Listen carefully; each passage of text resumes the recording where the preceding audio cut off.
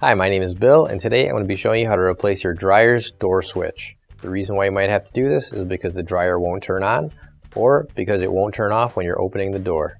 For this repair, we'll be using a Phillips head screwdriver and a flathead screwdriver. Warning: before doing any repairs, please disconnect your power source. So this is the appliance that we'll be using in this demonstration. It's a GE. Keep in mind yours at home might look a little bit different than what we've got here, but the same techniques should still apply. Just make sure you turn your gas off. So we're going to start by turning our dryer around. So what we'll need to do is remove these screws up here in order to get the control panel off.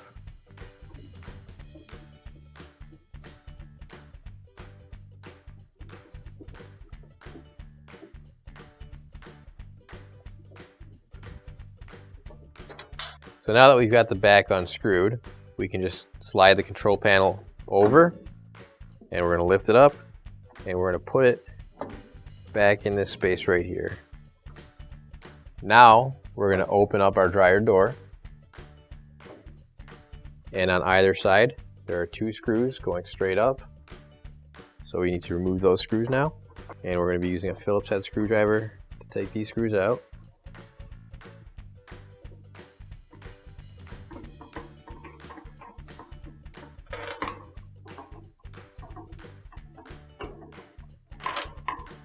Now that we've got those screws out, we can take the top off. All we have to do is just lift up and pull back slightly on the top. And we'll set that off to the side. So now that I've got these screws out, I want to close up our front dryer door. Now I've got two more screws that screw into the front panel, and I'm just going to have to remove those as well. And when you remove them, just make sure that when you get close to having them come out, you catch them because you don't want them to fall down into the dryer there.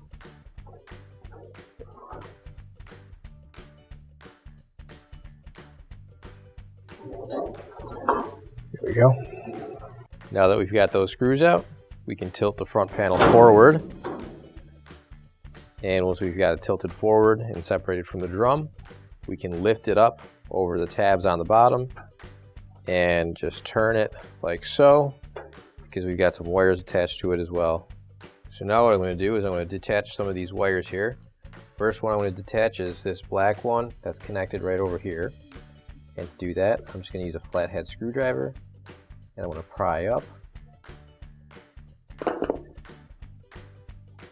There we go. Now I've got this plastic guard that's in my way a little bit. What I'm going to do is just pull it slightly out like that so it's removed from the frame, and now I can move it out of my way. Again, just don't move it too far. You don't want to break it. We'll move it just enough so that I can use my screwdriver and pry these wires off. There we go. There's one. And we just need to unplug our white wire, and we'll just pull that straight out there. So now I'm just going to remove this last wire here, and once again just pulling that straight out. So there's a clip on the other side as well, so we're just using our screwdriver to push that up and take the switch out. Now grab your new OEM replacement door switch. If you don't have one already, you can find it on our online store. Push that up.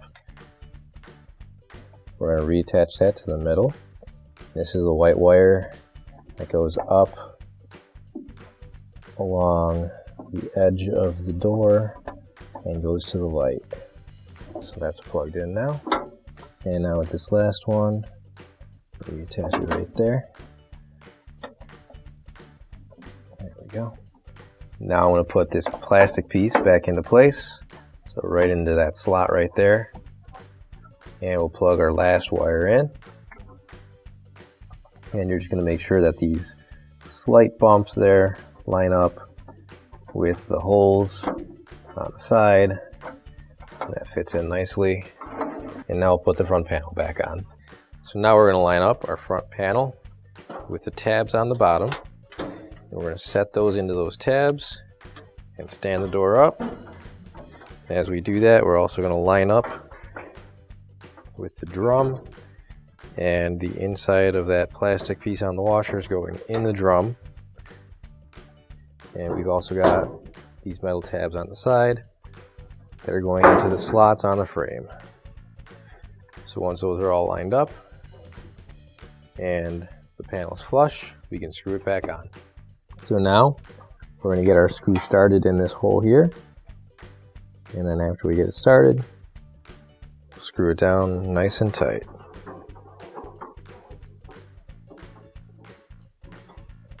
Same thing on this side.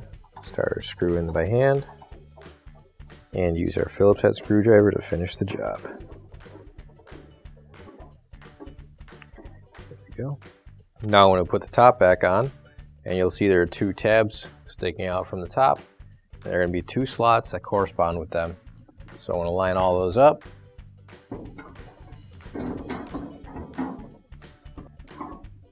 So after I line those up, I'm going to make sure that the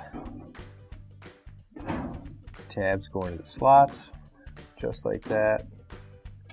And there's a couple on the front as well. So now we can screw that back in. So we'll put in our screw. And with that little tiny hole at the top, you should be able to line up the screw with the hole that it belongs to there. Once you got that started a little bit, finish screwing it in.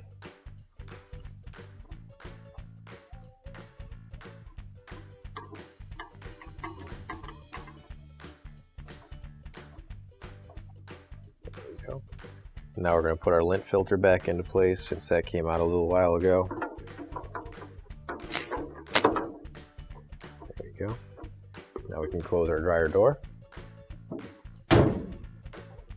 Now we can line our control panel back up and slide that back over and set that back into place. Now we can screw it back in.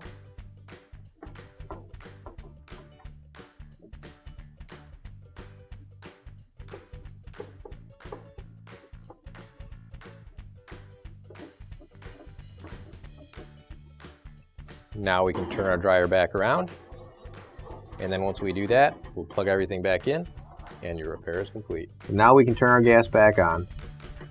Finally, don't forget to plug in your appliance. If you need to replace any parts for your appliances, you can find an OEM replacement part on our website, PCApplianceRepair.com. Thanks for watching, and please don't forget to like, comment, and share our video. Also, don't forget to subscribe to our channel. Your support helps us make more videos just like these for you to watch for free.